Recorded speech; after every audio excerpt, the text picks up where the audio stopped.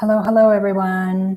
It's so great that all of you could join us today. My name is Shivani Saini, and I'm moderating a panel that's being hosted by my company, Atelier Culturati and Ampia.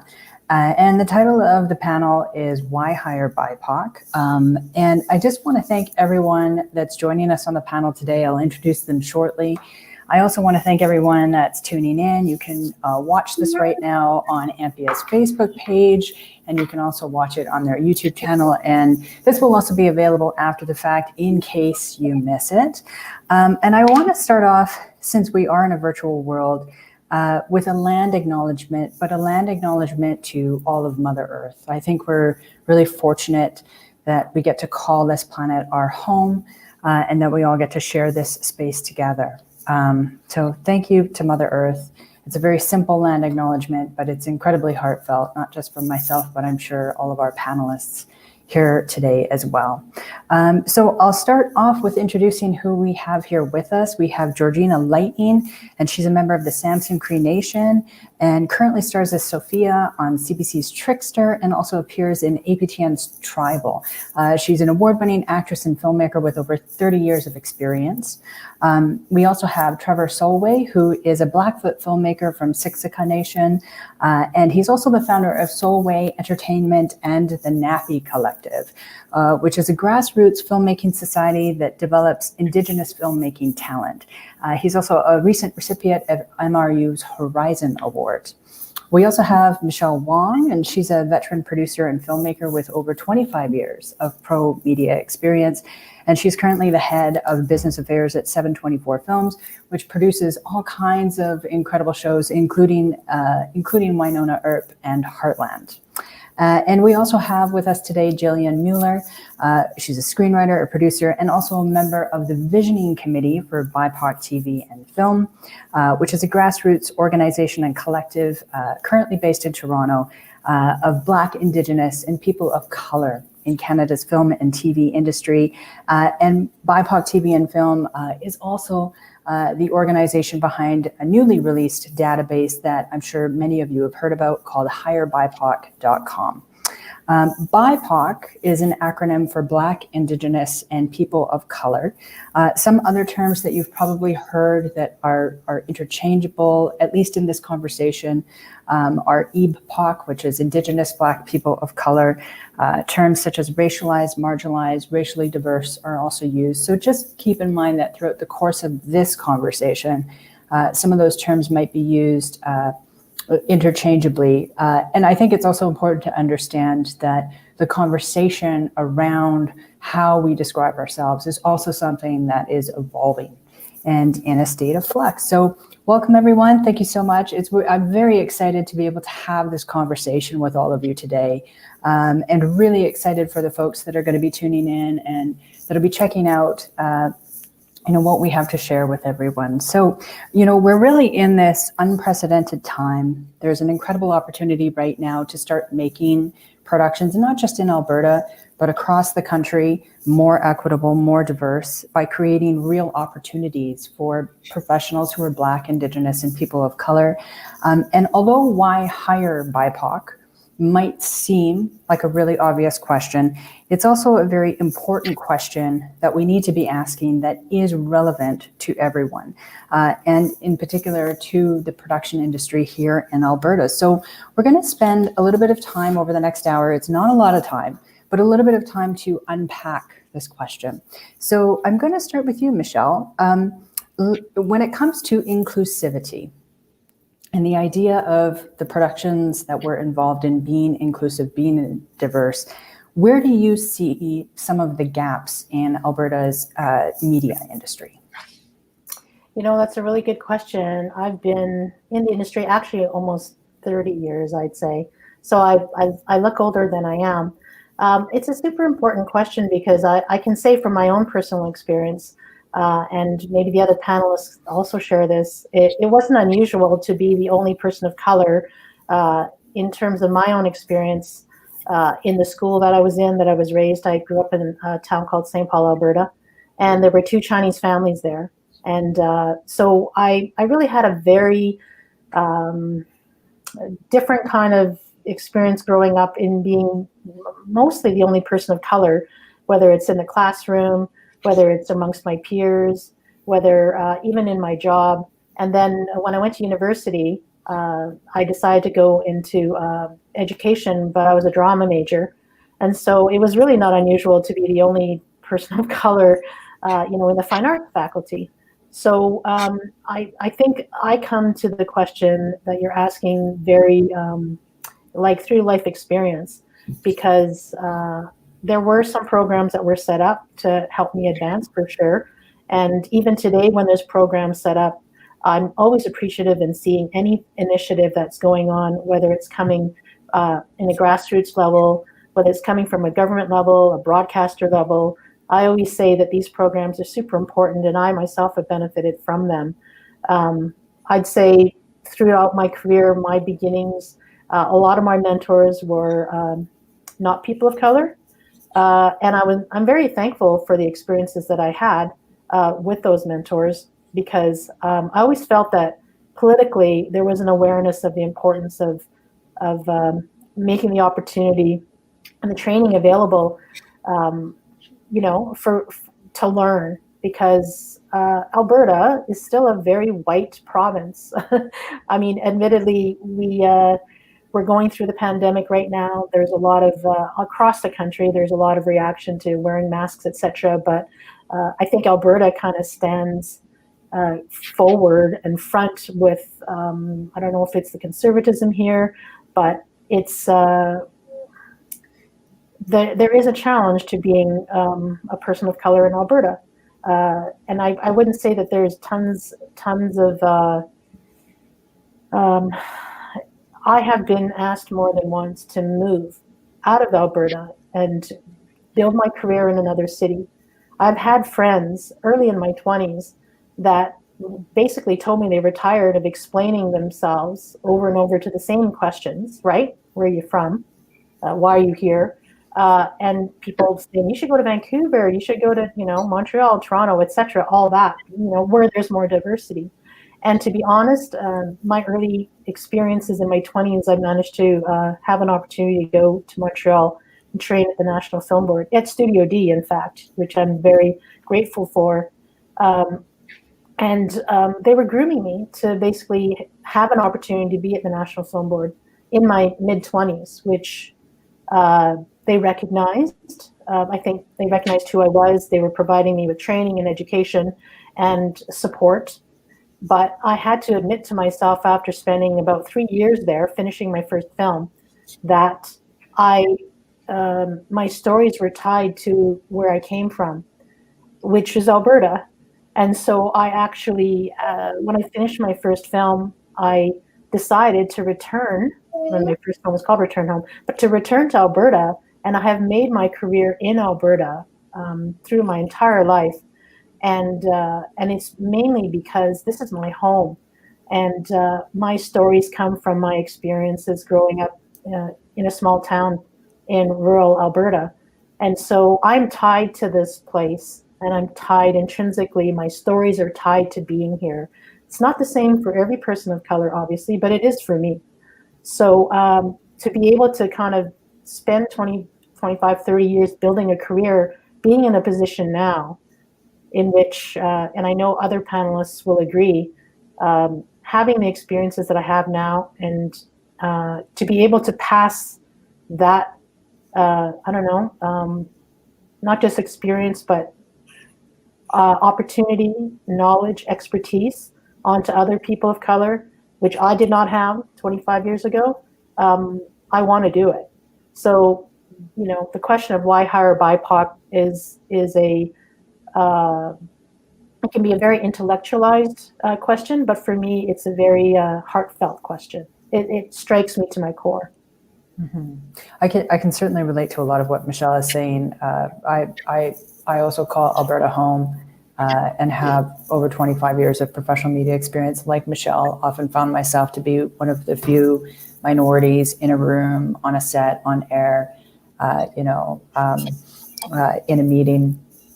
And it's interesting how, despite the fact that as racialized folks who aren't, say, Indigenous, we may have ancestors that immigrated here, once you have the opportunity, or once you settle in somewhere, there is still very much a sense of belonging to that land that you're on, right?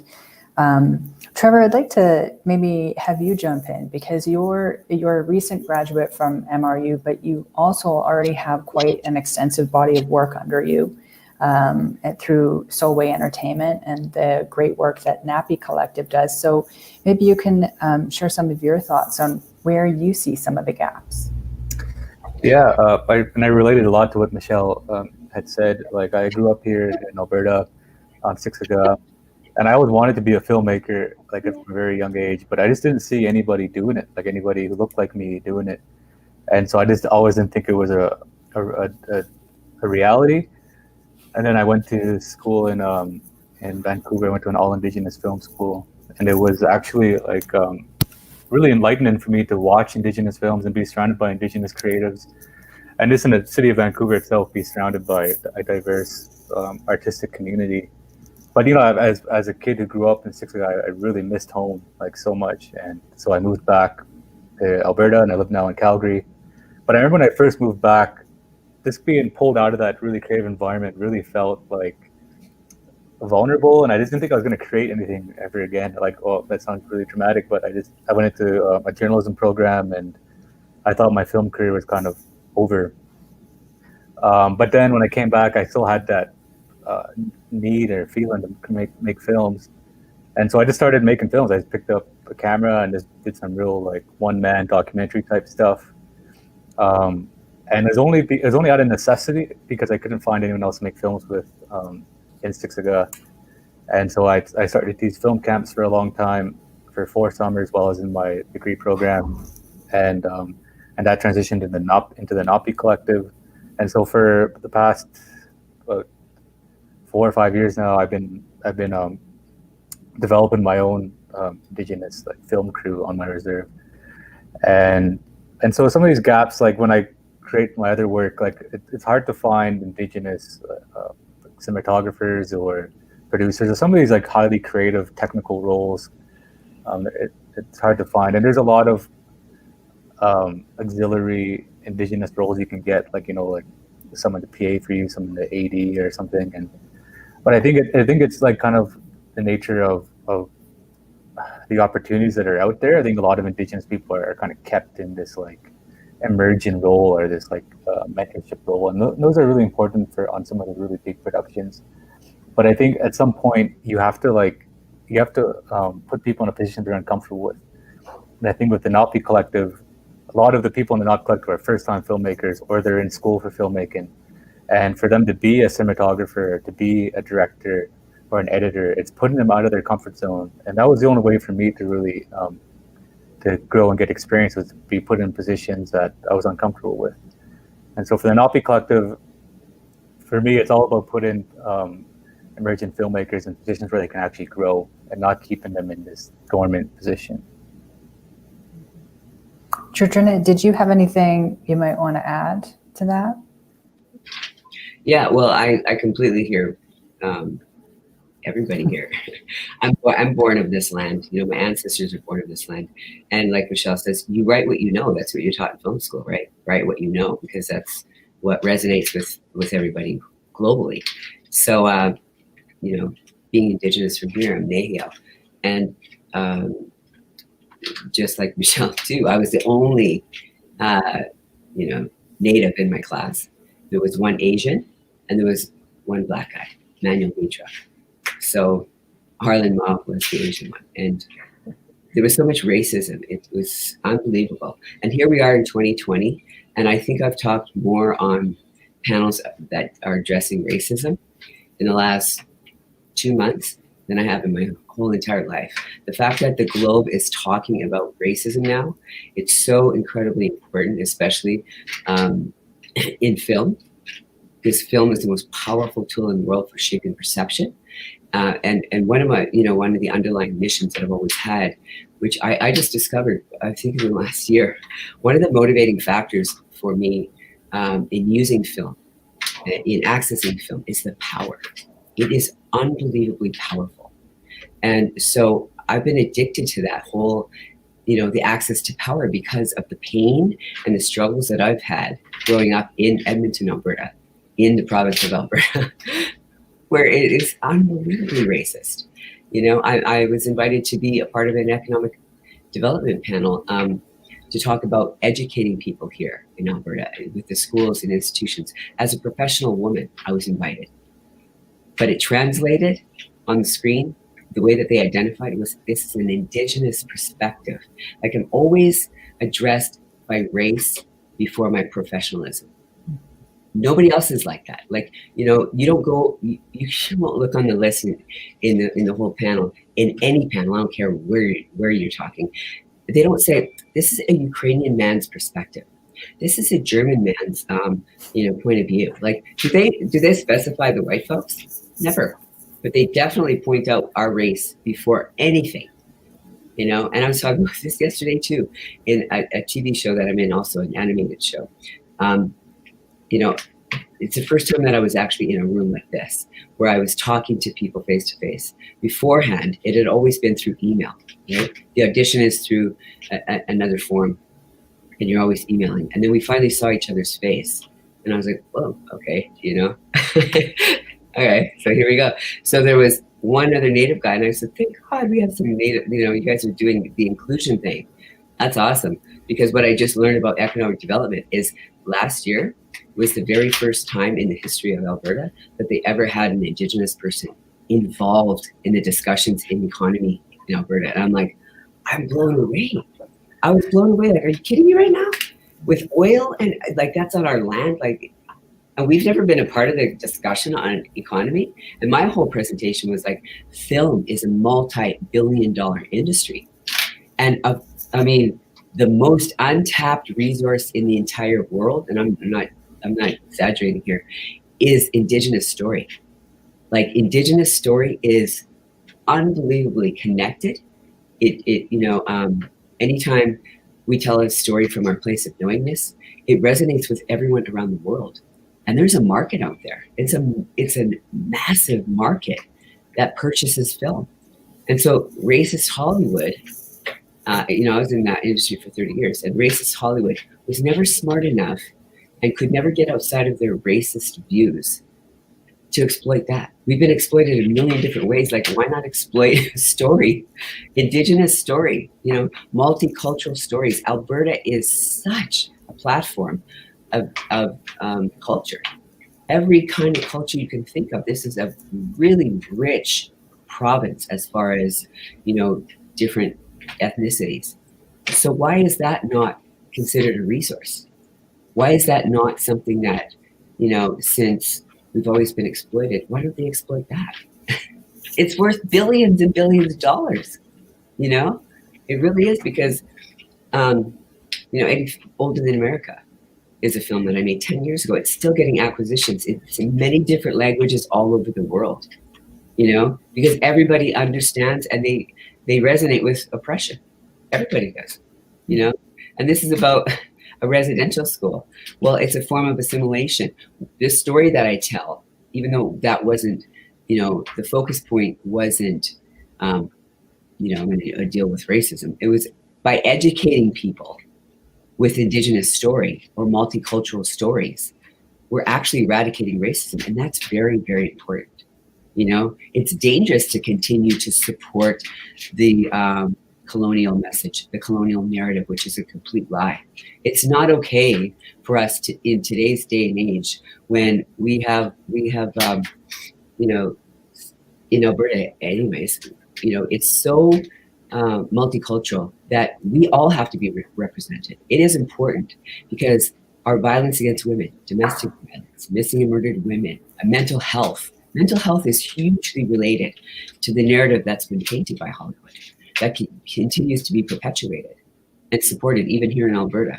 It doesn't make any sense to me. So now that we have power, because the internet gives us power, right? That's what revolutionized everything in the first place. Well, let's take it to another level now. And now that George Floyd,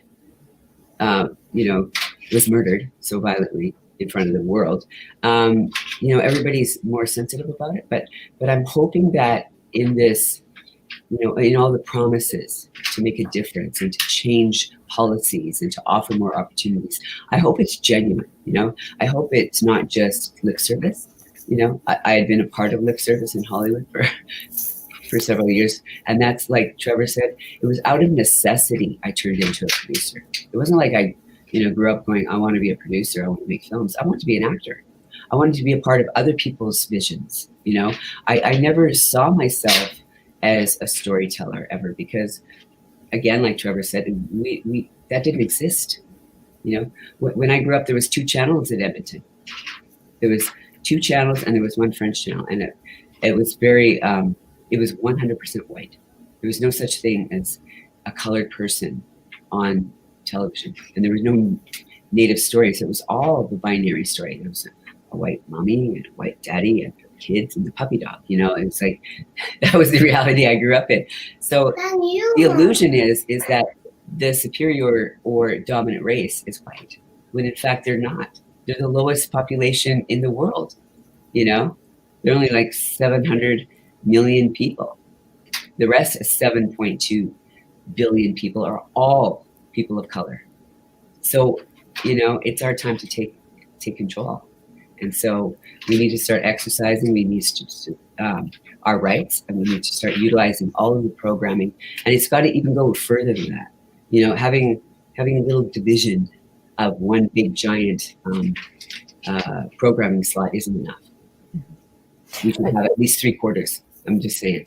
Not trying to be greedy, but Well, it's I think what you're saying is quite interesting, because I recently heard the term the new global majority, which essentially encompasses folks who are racialized as being the majority population on the planet.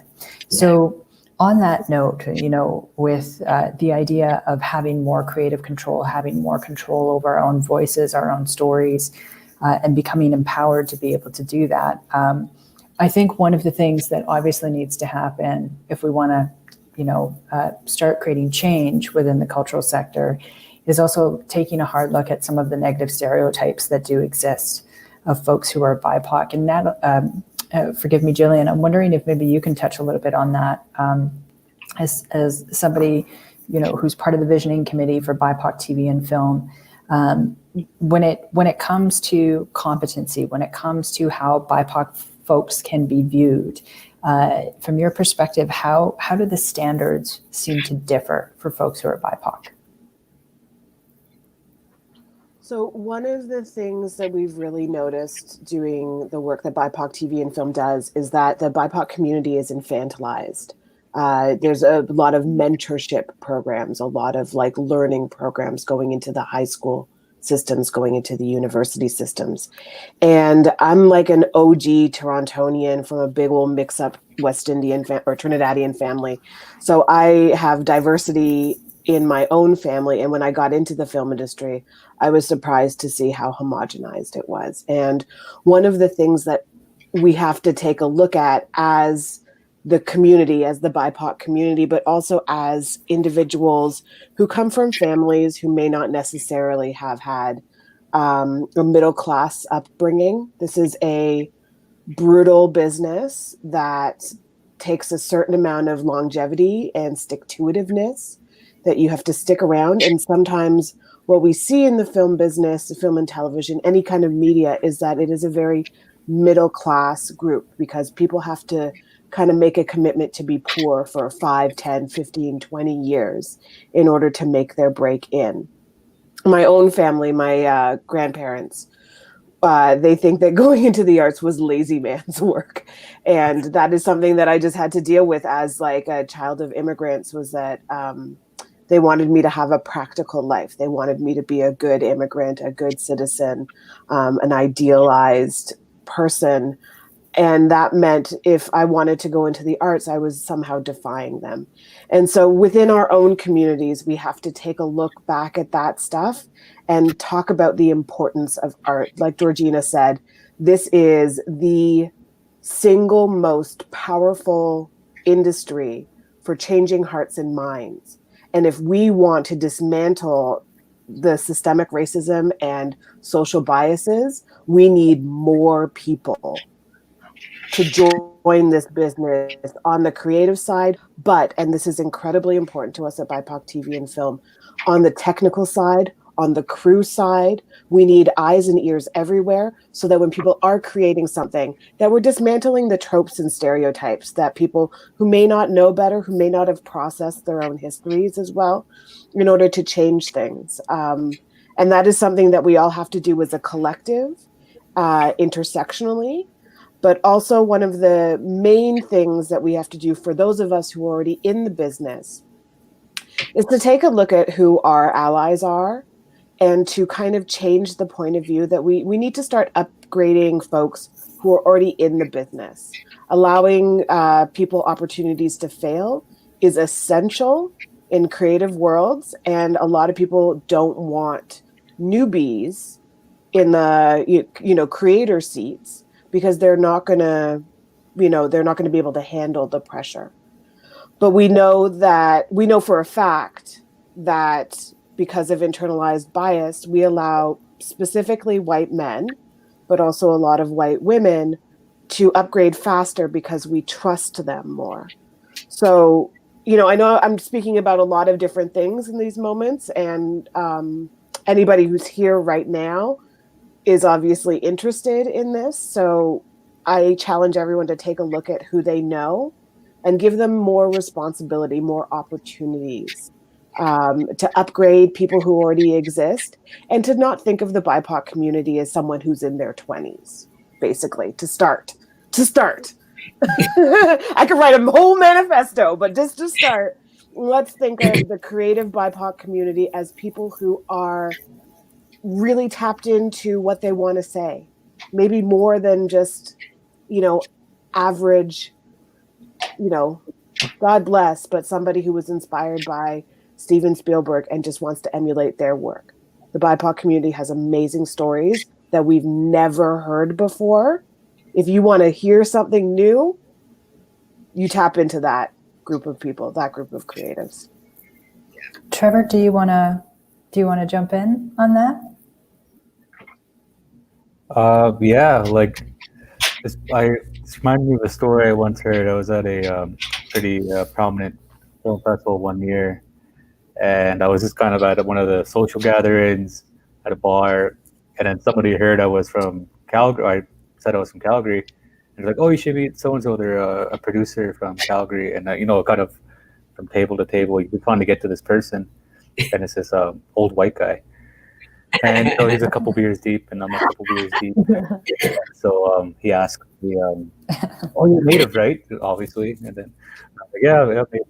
And he's like, "Yeah, the problem with native filmmakers is no one's really trying. I watch native films and nobody's really trying."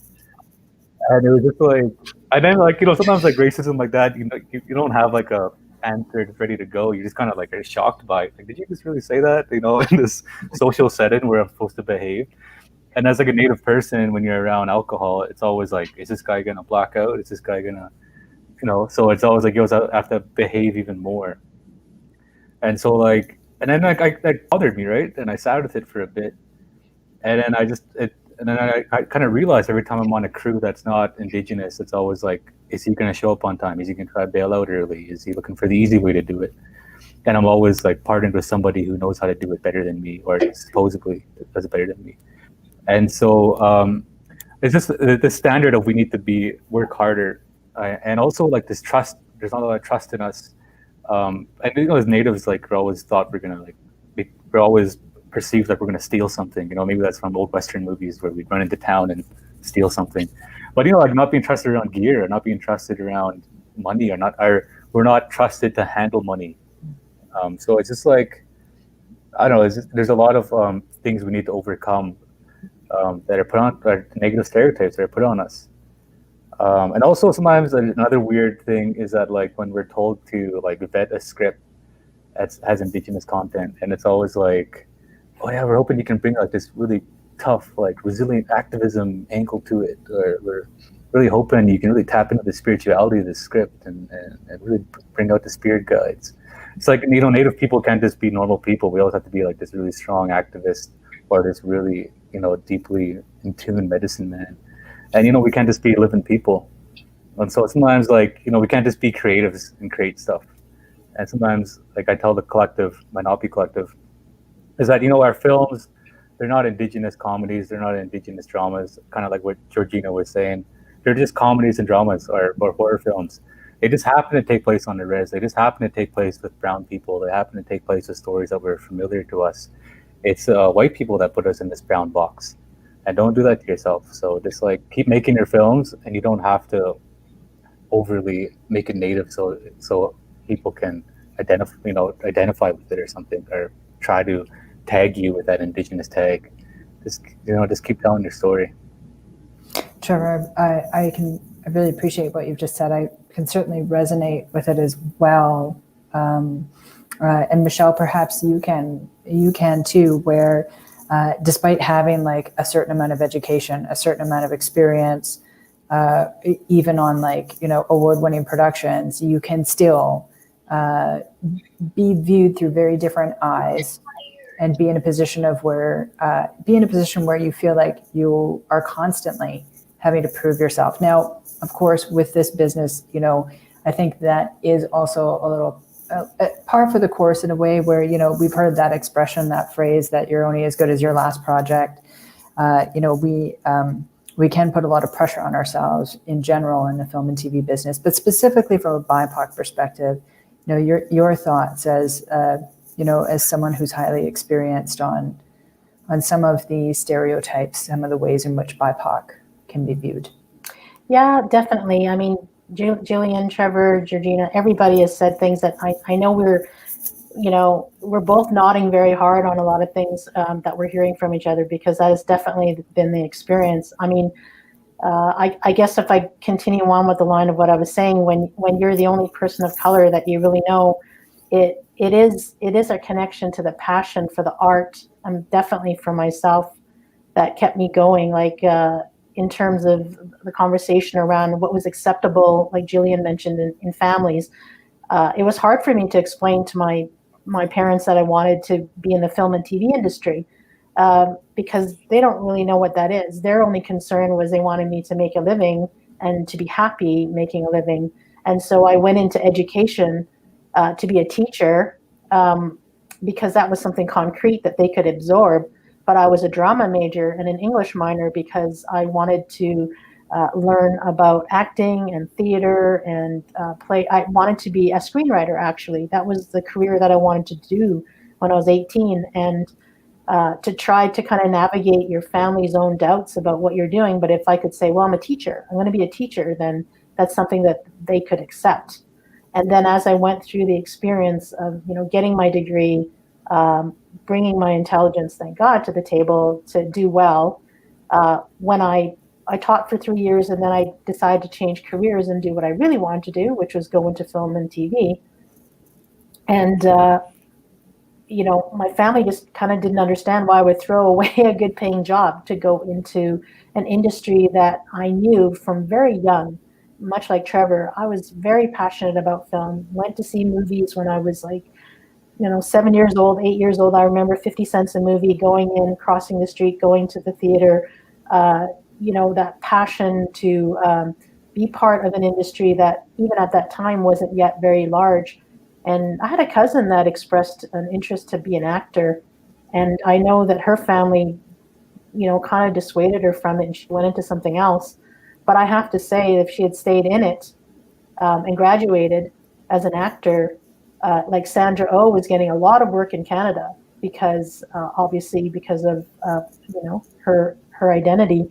And I thought to myself, gosh, if my cousin had gotten into it, I think she would have actually done really well, and it would have been a passion for her. So in terms of I would say that being born and raised in Alberta around predominantly a white culture, that I went through my own process of dealing with my own internalized racism to deal with what being Chinese really meant, because all I knew about being Chinese is what I was told in school with my other classmates. And I had to balance that up against my family, who were real Chinese. And even to this day, I've always feel like I'm kind of walking in two worlds, whether it's East and West, whether it's arts versus industry, whether it's, like being a woman, being gay.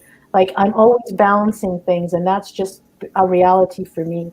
So when it comes to building a career in the industry, I always intuitively was attracted to people that maybe understood that.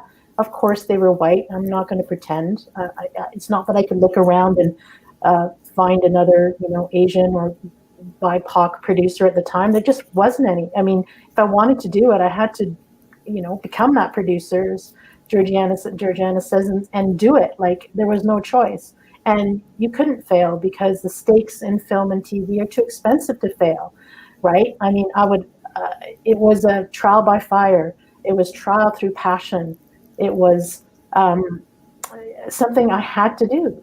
I had that story in me, and I left an opportunity in Montreal to come back to Alberta to build my career because, to be honest, in the 3 years I was in Montreal, I did not have one single creative thought.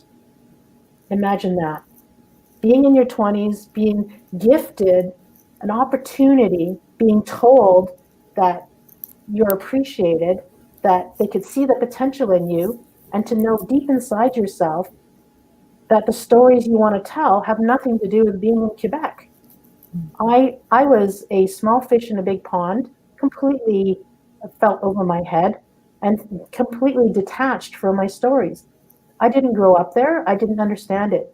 And so I had to break a lot of hearts and walk away from that opportunity and go sling popcorn in a local repertory theater because it was putting me near movies. And I had to starve like every other filmmaker, live on $300, $500 a month for 5 years of your life, live off your visas to figure out your opportunity and build and I guess kind of create the resilience and strength. Like I would say that is what I had to develop for myself, with the guidance of some very kind industry people in Alberta, to be where I am now, to be able to, share this experience and hopefully make the path a little bit easier for other BIPOC people, to maybe inspire so that people know that, yeah, it's going to take 5 or 10 years. I tell that to everybody that's going into the career. It doesn't matter if they're BIPOC or not. It's a long road, and you have to believe in yourself. And absolutely, our stories have yet to hit the screen. I have a story in me that's my mother's story that I pitched to a telefilm executive 20 years ago, who was like, wow, that's an amazing story. And the only frustration for me was knowing that I didn't have the skills and expertise yet to be able to bring that story to the screen, like flat out. Mm-hmm. So I guess, that's the reality for me in terms of the experience, the lived experience. But I'm very happy and acknowledge that industry is starting to do a very difficult thing, which is share their privilege. That's what we're asking people to do.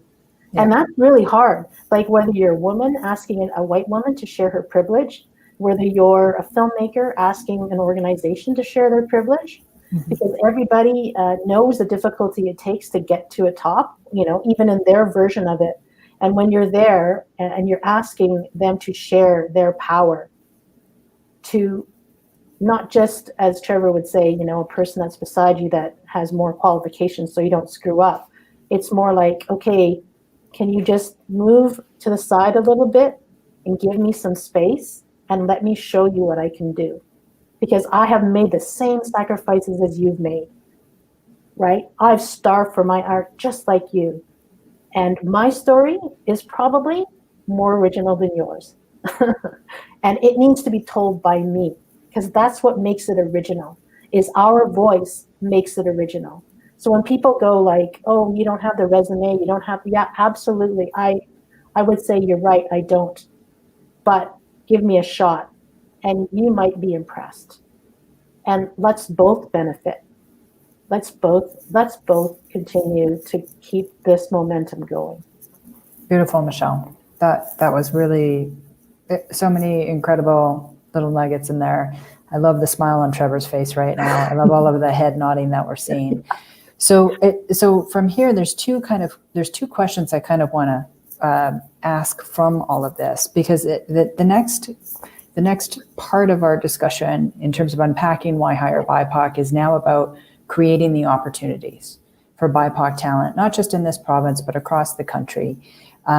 When one of the questions is, how do we create more equitable opportunities? But maybe just before that, I actually want to jump into something more than one of you has touched on, which is the idea and the notion of original content, original storytelling coming from authentic voices.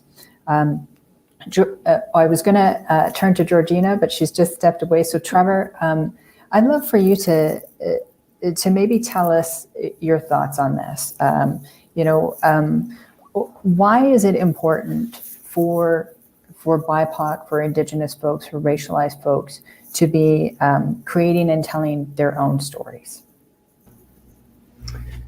That's a great question. And I think, for a long time, Indigenous people, we haven't been in ownership of our own stories.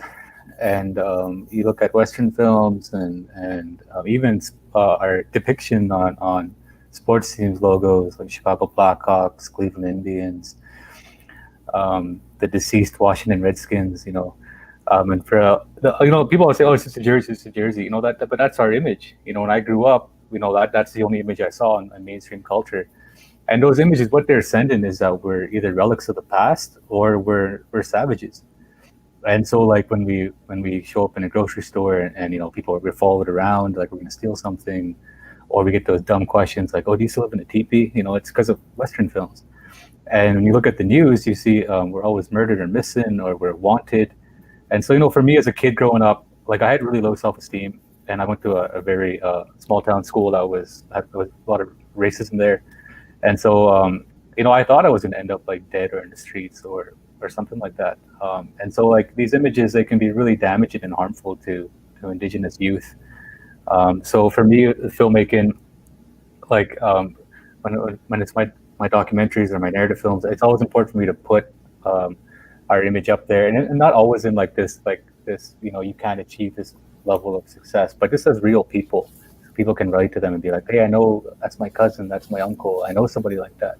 I think it really goes a long way for people to see representation on the screen. Georgina, I know you definitely will have all kinds of incredible things to share about the need for racialized folks to be telling their own stories. Well, it's important for so many reasons, but just the very first top one is racism, mental health issues. I mean, for us to be telling our own stories, for one, when you write a narrative, there's a perspective that's completely different from the homogenized, the patriarchal mindset. And I'm just let's just start with the creation story. My creation story as a Nehiyah. There's 13 moons. Okay, there's 13 markings on a turtle's back.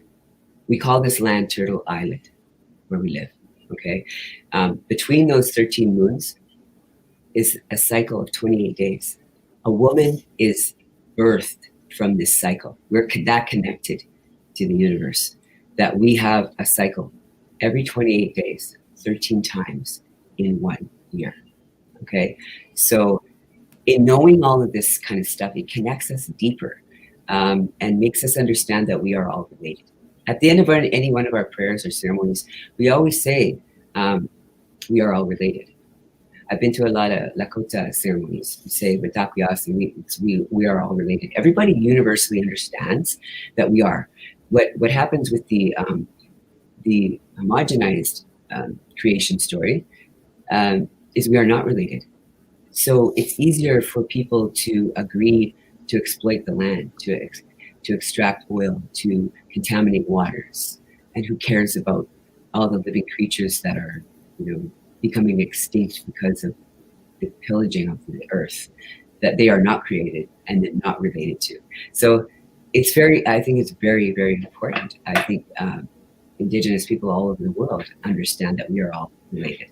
So when we don't, when we don't hear from a perspective, any story that comes from an Indigenous person who is connected, there's too much mental illness that goes on. There's too much dysfunction. There's, so many epidemics are created because of this story that the narrative that we've lived with for 120 years is the age of film. And that's as long as this narrative has been painted and dominating our continent. So where women are created and have a cycle every 28 days and considered sacred, like next to creator is a woman who is very sacred and has the honor and privilege. It's the holiest of holy that there is, to be able to give life, as a life giver. That is so very sacred. And whereas the creation story from the Munya, or the white people, they have an Adam and Eve, and there was an apple eaten, and because there was a piece of fruit eaten, this Eve, she was cursed to have a cycle every 28 days to remind her of the sinner she is. So she was immediately put down, and she is like a disgrace. She's shameful. And it's why we have missing and murdered women. It's why we have domestic violence at such a high rate all over the world. I mean, that narrative supports so much dysfunction and fragmentation of society. It's wrong. And to only have one perspective, so it's very important for us to share our Indigenous perspective with the world, because we connect on a different level. I'm pretty sure any non-white community shares that understanding that we are related, we are connected to everything. So then we care about the land, because that's our, we care about our brothers and sisters all over the world because we are related to them. They live on the different lands, but we are connected to everybody. So then we have more compassion for them. We won't let them starve in other parts of the country, in other parts of the world. We've got poverty right here. We've got a camp that was happening all summer of people that are homeless, and there was no consciousness about that. Like, it just shocks me. You're only as good and healthy as your poorest person, and there's no understanding of that. Everybody is so removed from that, right? It's about, how can I get more? How can I take more? How can I control more? That's why, in saying, like how Michelle talks about the privilege, we're asking the non-Indigenous communities to share and understand their privilege and to open the door. Because it's like, if we empower all the cultures, I'm not joking, oil was the driving force in this country. Alberta was like the granddaddy, like the godfather of the world, according to Canada. So it's like, wow. But now they've lost their power. So if you really, really, really want to be the godfathers of the country, tap into Indigenous story, empower those people, become allies, and really put your resources into telling multicultural stories, because then you will be the godfather of the country, if that's what you really care about. Like, I don't care about that, but if that's something that's a driving force in your world, it's like to be able to control and have the power. That's the way to do it, because the most powerful thing in the world, money doesn't compare to the power that cinema has, that story has. Story shapes minds. Mm-hmm. That's power. That is massive power. So, money aside, if you really want to understand all of that, and that's why, media is owned by 6 companies in the whole wide world. They want to control people's minds and the perception of the world so that they can control it. It's really a mental illness all in its own.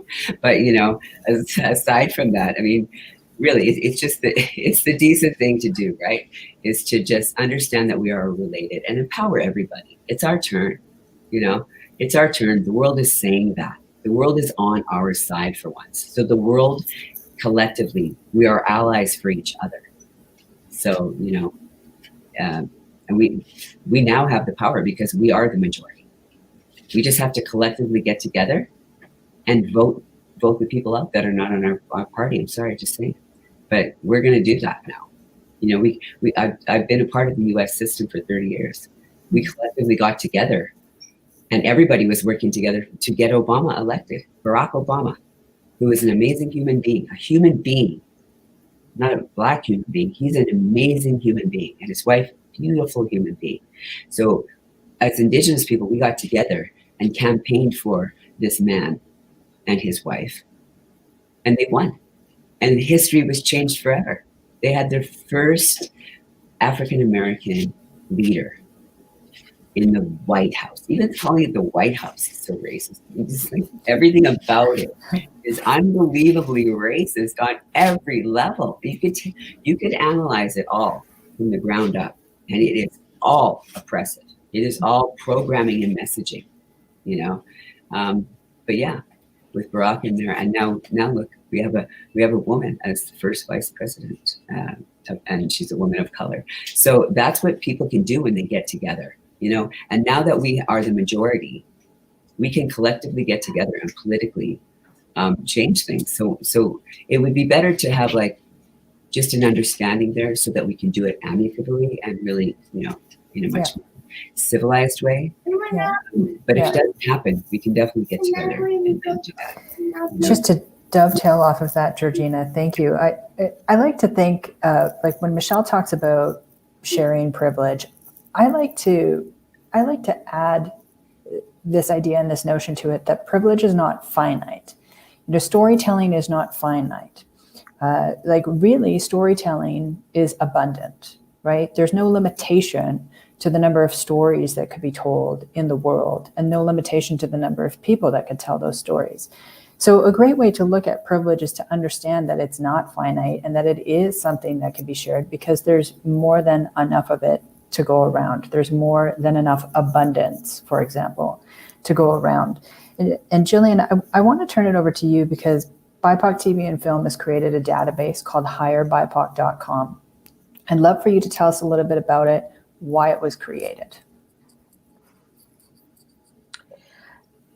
We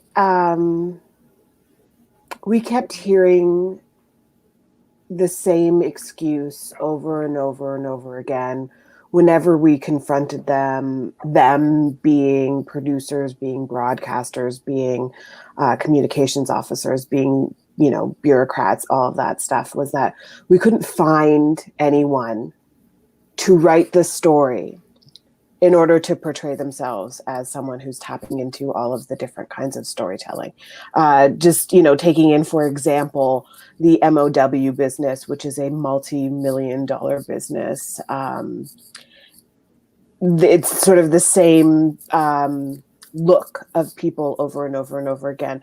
And we know that if the creator is a person from a community, they're going to create content with their community represented. So we have to go right down to the source, into the screenwriting, into the producing, into the people who want to amplify those stories.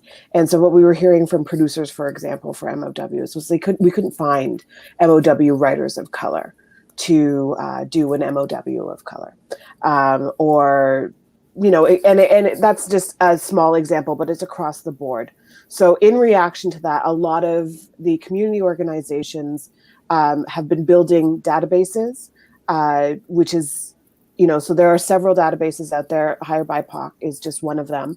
And we can certainly promote all of them, because the excuse we couldn't find someone to write that story had to stop. The other thing is that I was born and raised in downtown Toronto in a multi-faith, multicultural family.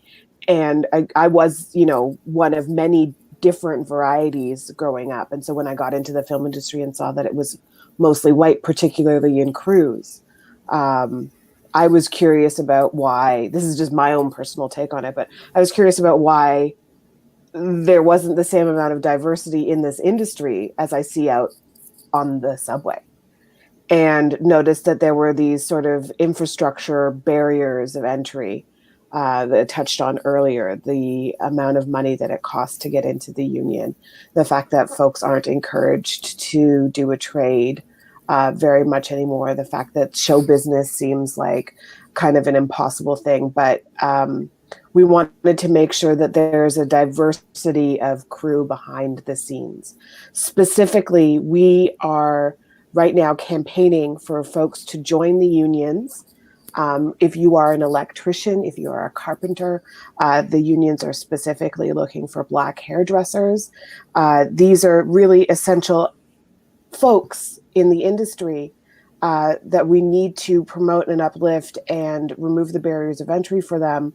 And so the databases are places for you as an employer to go and say, you know what, I'm mindful right now that I want to make sure that my crew is diverse. I want to make sure that the people behind the scenes can make the people in front of the camera feel comfortable. If you're going to do a story where the majority of your casts are, you know, a part of one group or another, you want behind the scenes to be a safe place for them to act, you know, with freedom. And we know for a fact, there are lots of things that we know for a fact. And one of the things is that if you are doing emotional racialized storytelling in front of the camera, but the crew that's watching you are people who are checked out, you're not doing your best work. If you can't feel safe to break down a trope or a stereotype because everyone around you is reinforcing those tropes and stereotypes, then we're not going to see changes. So what we want to do is set a safer place for everybody involved. And we want to make sure that in this moment, when people are mindful of it, they have easy places to go. So I would encourage everybody who's in a position of hiring to find out about all of the databases. There's a director's database that comes out of Vancouver. There's the Real World database. There's Film and Color, as well as Hire BIPOC. There's also a bunch of resources that you can tap into that are just spreadsheets, people who are in the area. And if you don't see one in your area, I would encourage you to start with your smaller network. This is a grassroots kind of thing, and we all are doing it for each other. We're all doing it together. I know it's such a cheesy thing to say, we're all in this together, but we are all in this together. We have to, as a community, keep communicating with each other.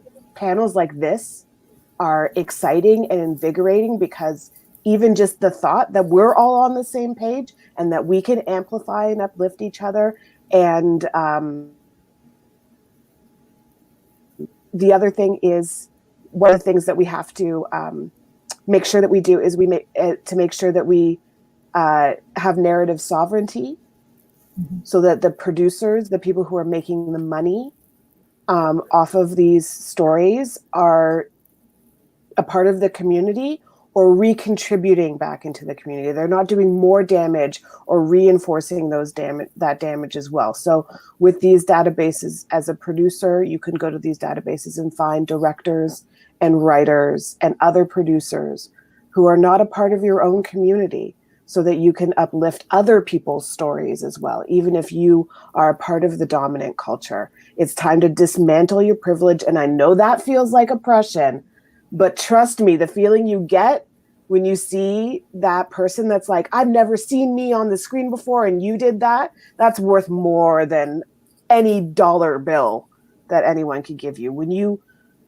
get out of the way so that people can make their art, that is the best feeling in the world. So I encourage everyone to visit, sign up. If you are cast, crew, creator, sign up for all of the databases, put yourself out there, get yourself in there, and keep connecting with people, lateral networking.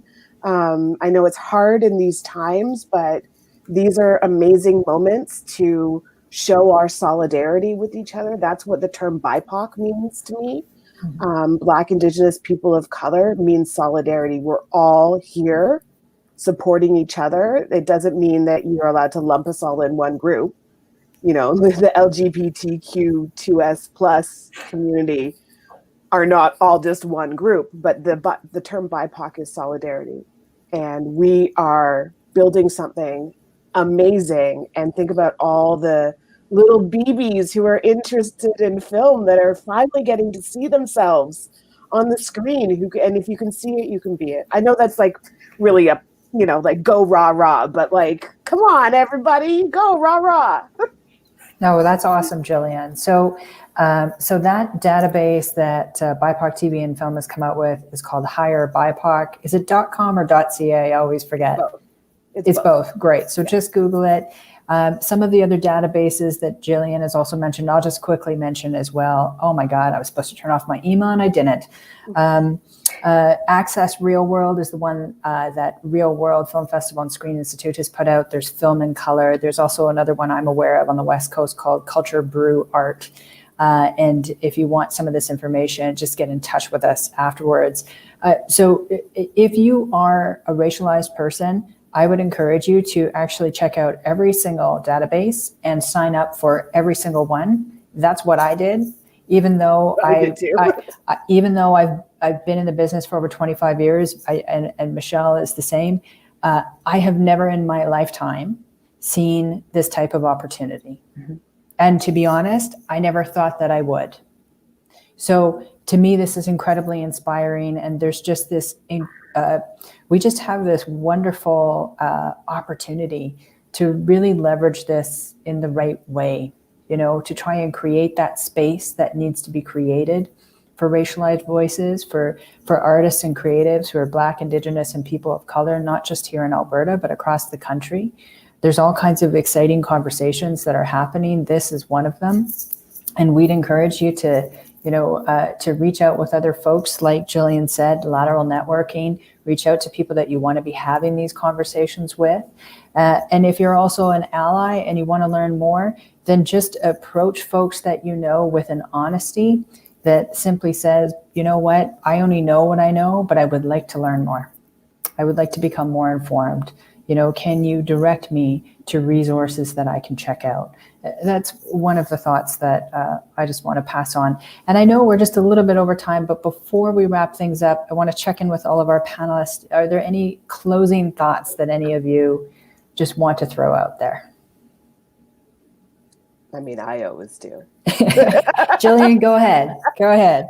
I want to encourage everyone out there to stick with it. It's worth it. I know, like, being broke stinks. Find your home. You shouldn't have to move in order to have the career you want. You should be mobile, like go to Vancouver for a meeting, go to LA for a meeting, visit, Paris, London, Tokyo, all of those things. But if you find the place that inspires you the most, stay there, because you can create from wherever you are, and stick with it because it's worth it. And we need you. We need your stories. So that's, all big love to everybody out there. This is an interesting time, and, we need you. Stay with us. Georgina? Well, I know that prior to maybe the last year or even 2 years, it might have seemed like the most daunting career to enter. And it was. 30 years has been like, I have seen no progress. And I actually posted something about that. But with Wes Studi winning the Oscar, first actor, Native American actor to get an Oscar, all the way to Trickster being on a major platform. This is an Indigenous content project, from showrunner to intern and everything in between. So it's really relevant, and it's really awesome storytelling because it's dictated and it's executed by First Nations people, by multicultural audiences are watching it all over the world, and then Telefilm and CMF. Everybody is changing policies in order to invite and allow opportunity now.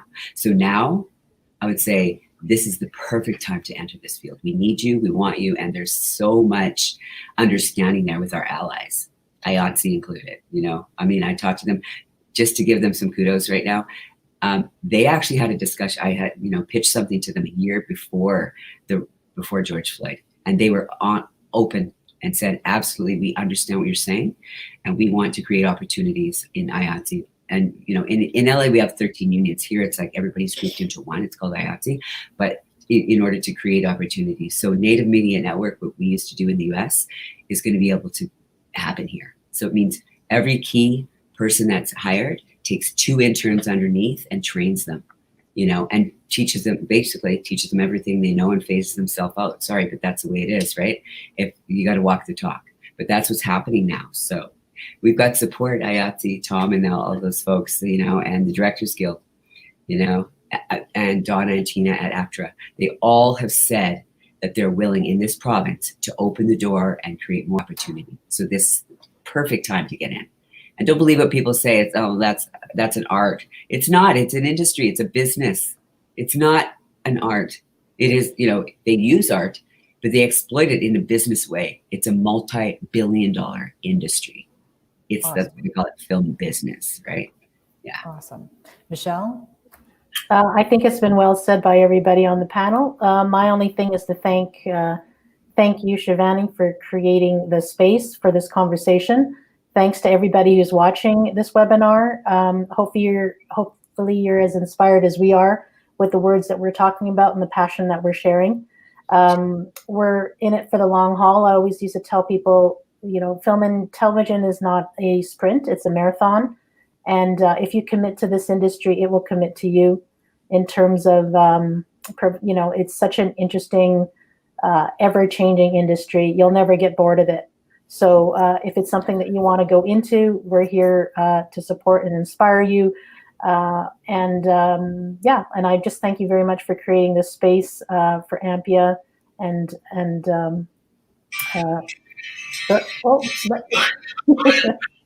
anyway, Thank you, Michelle.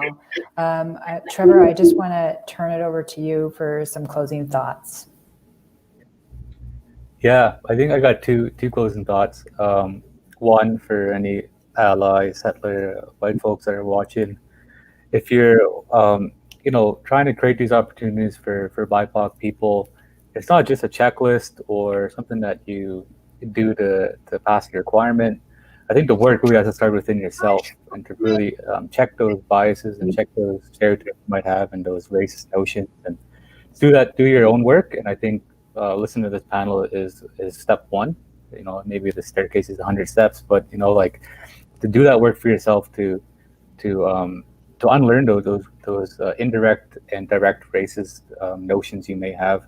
And because if you hire somebody and you haven't done that work, it can be really harmful to somebody who's working under you, and it might turn them away from the industry, and you might never hear those stories that they might have told. And two, just kind of echoing what Gillian said, Jesse Wente once told me that to hold on. If you're an Indigenous creative out there, or if you're just looking to get into creative, just keep holding on to that dream and keep, sometimes film production is hard and it's long days, but just keep holding on, because I think big things are coming. And kind of what Georgina was saying, back in her day, there was 2 channels. In my day in the 90s, there was more channels than that, but there's still predominantly white voices behind those channels. But I think with online platforms and streaming services, and now TikTok, everybody has a camera in their pocket. Indigenous people, I think with this current flux of old media and new media, and I think people of color and our BIPOC people, our story is going to come out on top in a big way. Everyone, I just want to thank you so much for being a part of this panel today. I want to thank everyone who's been tuning in and watching. It's been a real privilege and an honor to share this space with you. I personally am thrilled that we've been able to create the space to have this conversation. I'd also really like to thank AMPIA as well. I'd like to thank Bill Evans. I'd like to thank Colette Switzer. And I also would love to thank Matt Waterworth. He is an AMPIA board member who donated his time to this process, and the technical wizard behind this panel, and it looking so great. I also am just going to quickly throw out there as well that if you are a racialized film, TV, media, arts professional in Alberta, whether you're emerging to established, and you are looking to connect with others, there is a new organization that has just launched called Creatives Empowered. So you can Google that, creativesempowered.ca, and you can learn a little bit more about what that organization does. It's really designed to represent and to empower the racialized talent that's in this province. Everyone, thank you so much. I hope you all have a beautiful day.